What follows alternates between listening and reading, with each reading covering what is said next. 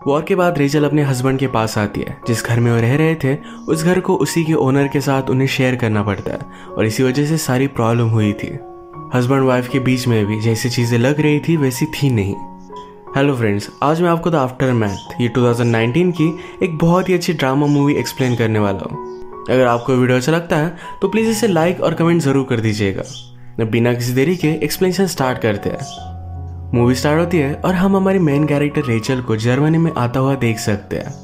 ये 1945 का टाइम था। इंग्लैंड ने जर्मनी पर हमला किया था और वो जीत चुके थे।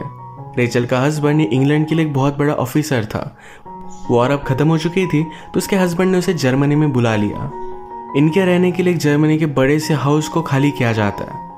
यहाँ पर ऑलरेडी एक बहुत ही अमीर आदमी रहा करता था जिसका नाम था स्टीफन को अब अपना सामान लेकर डायरेक्टली कैंप्स में रहना पड़ेगा। रेचल जब यहाँ पर पहुंची तो उसका हस्बैंड लुइस उसे लेने के लिए आया हुआ था।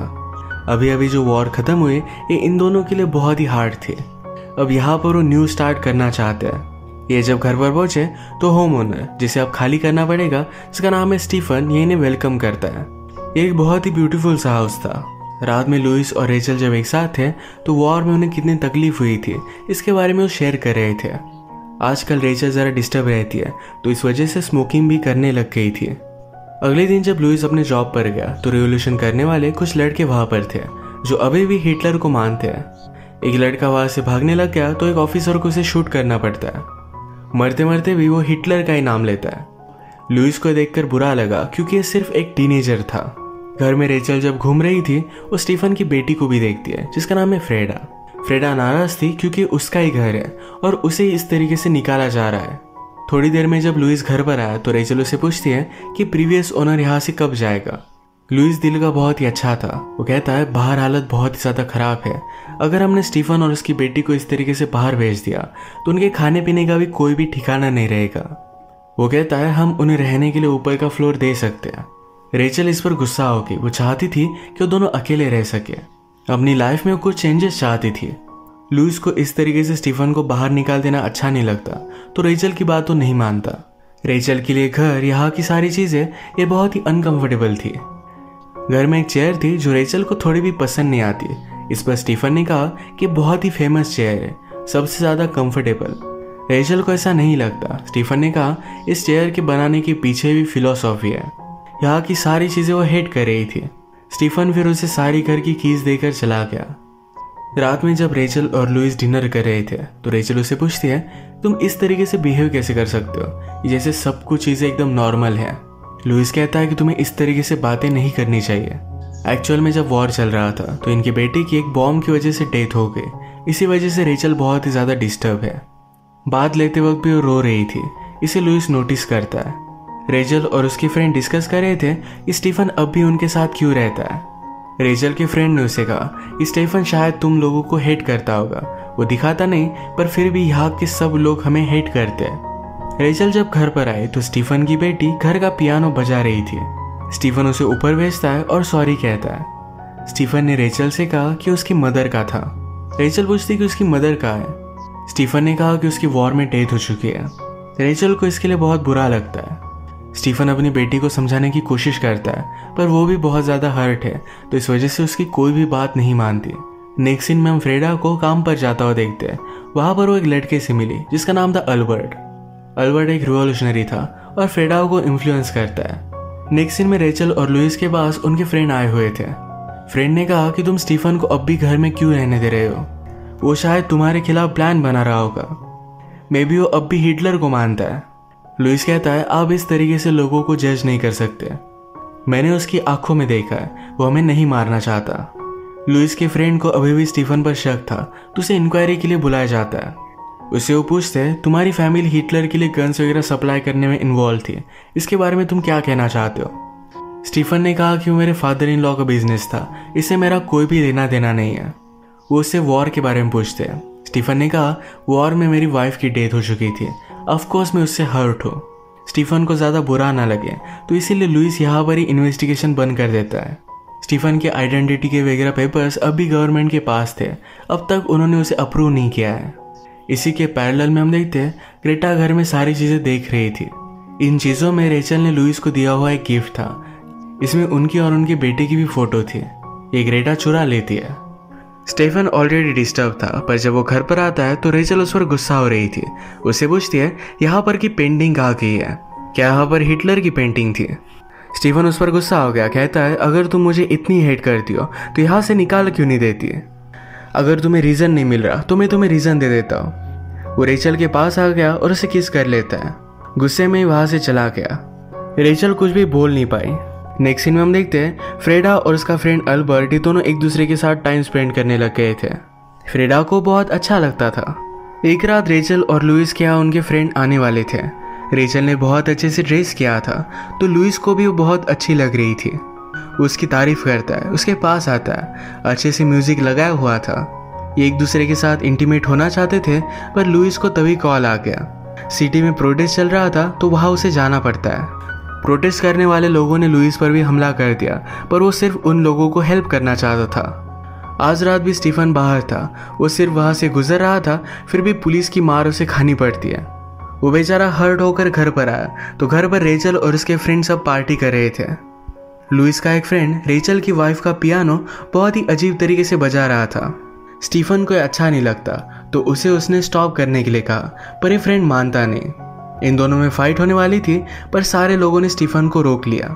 स्टीफन के सर पर बड़ी चोट थी तो रेचल ने देखा और उसे मलहम पट्टी कर दिया। स्टीफन ने कहा कि तुम मुझे इग्नोर कर रही हो। रेचल कहती कि ऐसा कुछ भी नहीं है। ये दोनों करीब आ गए थे तो इंटीमेट होने लग जाते हैं। तभी ने लुइस की गाड़ी का आवाज़ आया और इन्होंने अपने आप को रोक लिया। लुइस भी ज़्यादा कुछ शक नहीं करता। अगले दिन बाथरूम में रेचल ने उसे दिया हुआ गिफ्ट वो चेक कर रहा था तो उसे मिल नहीं पाता। उसने फ्रेडा से पूछा, क्या तुमने उठाया था? उसमें मेरे बेटे की फ़ोटो है, क्या तुम मुझे वापस कर सकती हो?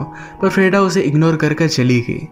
जब लुइस और रेचल एक साथ थे तो रेचल ने उससे कहा, हमारे बेटे की डेथ के बाद तुम्हें 6 दिनों की छुट्टी मिल सकती थी, पर तुमने वो ली नहीं। तुम अपने जॉब के लिए चले गए। ऐसा क्यों? मुझे तुम्हारी ज़रूरत थी। तुम इस तरीके से कैसे बिहेव कर सकते हो? लुइस कहता है कि कंट्री में वॉर चल रही थी, मुझे जाना ज़रूरी था। वो इस पर ज़्यादा बात नहीं करना चाहता तो यहाँ से चला जाता है। 5-6 दिनों के लिए लुइस को काम पर दूर जाना पड़ता है। एक शाम रेचल बहुत ही अकेली पड़ गई थी। वो पियानो बजाने लग जाती है। ये वही धुन थी जो स्टीफन की वाइफ बजाया करती थी। ये सुनकर फ्रेडा भी उसके पास आ गई। वो भी उसके साथ प्ले करने लग गए। एक नोट बजाते बजाते फ्रेडा ने गलती कर दी तो रेचल कहती है, मेरा बेटा भी कभी भी ये नोट बजा नहीं पाता था। उसे अपने बेटी की बहुत याद आ रही थी तो वैसे वो रोने लग गई। स्टीफन फिर उसके पास आया और उसे सहारा देता है। अगले दिन रेचल ने स्टीफन और फ्रेडा को ब्रेकफास्ट के लिए बुलाया। इवनिंग में ये सब मूवी देख रहे थे। जब फ्रेडा यहाँ से चली गई, स्टीफन और रेचल अकेले थे तो एक दूसरे के साथ इंटीमेट हो जाते हैं।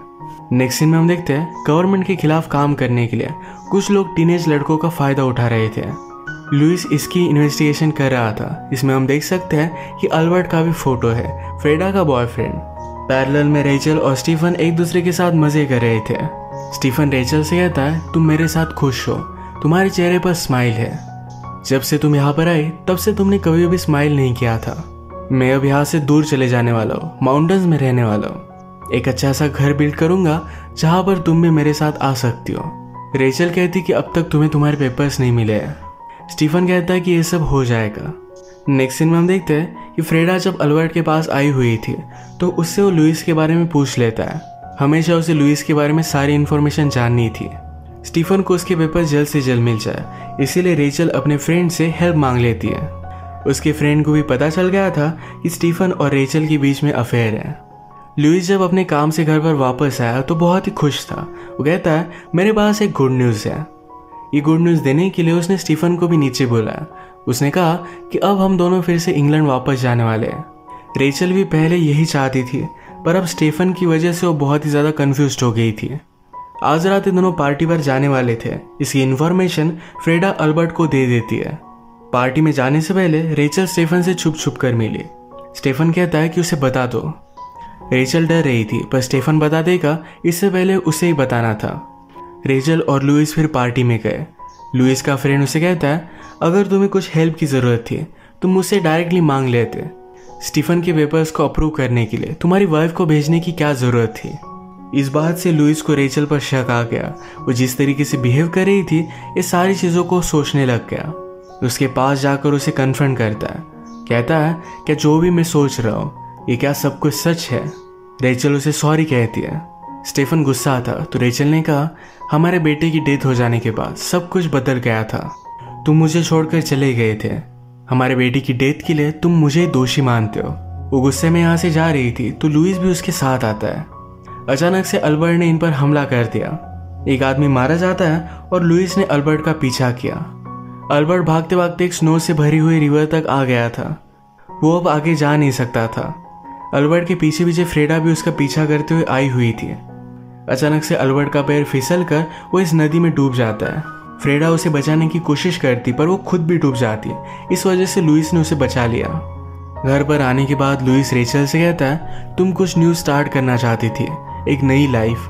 ये करने के लिए मैं तुम्हें ब्लेम नहीं कर सकता। शायद ये सब मेरी ही गलती है। फ्रेडा रोते रोते स्टीफन के पास आती है। स्टीफन उसके लिए वरीड था। कहता है, मैं हमेशा तुम्हें प्रोटेक्ट करूंगा।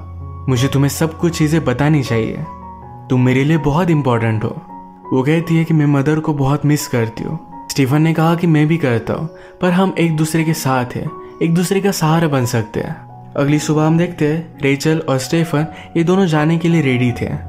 स्टीफन लुइस को कुछ बोलने वाला था पर लुइस कहता है, तो सिर्फ यहाँ से चले जाओ। जाते जाते रेचल लुइस के पास आए। लुइस पूछता है, हमारे बेटे की डेथ कैसे हुई थी। रेचल कहती है, बॉन्सपोर्ट में उसकी इंस्टेंट डेथ हुई थी, उसे ज़्यादा तकलीफ नहीं हुई। लुइस कहता है, मुझे कभी भी तुम्हें छोड़कर जाना नहीं था पर मुझे जाना पड़ा। जब भी मैं तुम्हें देखता था तो हमारे बेटे की मुझे याद आती थी। तुम्हारा हंसना, तुम्हारा वॉइस, सब कुछ मुझे उसकी याद दिलाता था। ये कहकर लुइस रोने लग गया। रेचल भी उसे हक कर लेती है। इसके बाद वो स्टीफन के साथ चली गई। लुइस ऊपर आता है, अपने बेटे का शर्ट देखकर बहुत रोता है। स्टीफन और लुइस की ट्रेन निकलने वाली थी पर रेचल अपना माइंड चेंज कर लेती है। स्टीफन कहता है कि प्लीज़ ऐसा मत करो, मुझे तुम्हारी ज़रूरत है। तुम फिर से अपनी न्यू लाइफ स्टार्ट करना चाहती थी। रेचल कहती कि मैं अब भी न्यू लाइफ स्टार्ट करना चाहती हूँ, पर वो लुइस के साथ। वो उसे इस तरीके से छोड़ नहीं सकती। लुइस रेडी होकर इंग्लैंड के लिए जा रहा था पर रेचल उसके पास आके वो उसे गले लगा लेता है। जो भी हुआ इसके लिए एक दूसरे को उन्होंने माफ़ कर दिया है। अपने बेटे के गुजर जाने के बाद ये दोनों पेन में थे और इसी वजह से इस तरीके से बिहेव कर रहे थे। जब सही तरीके से एक दूसरे से इन्होंने बात की तब रियलाइज़ किया कि दोनों को एक दूसरे की बहुत ज़रूरत है। इसी के साथ आज का वीडियो हम ख़त्म करते हैं। अगर आपको एक्सप्लेनेशन अच्छा लगा तो प्लीज़ इसे लाइक कर दीजिएगा। मैं बहुत सारी मूवीज़ लेकर आता रहता हूँ, तो प्लीज़ इस चैनल को सब्सक्राइब कर दीजिए और बेल नोटिफिकेशन आइकन दबाना मत भूलिएगा।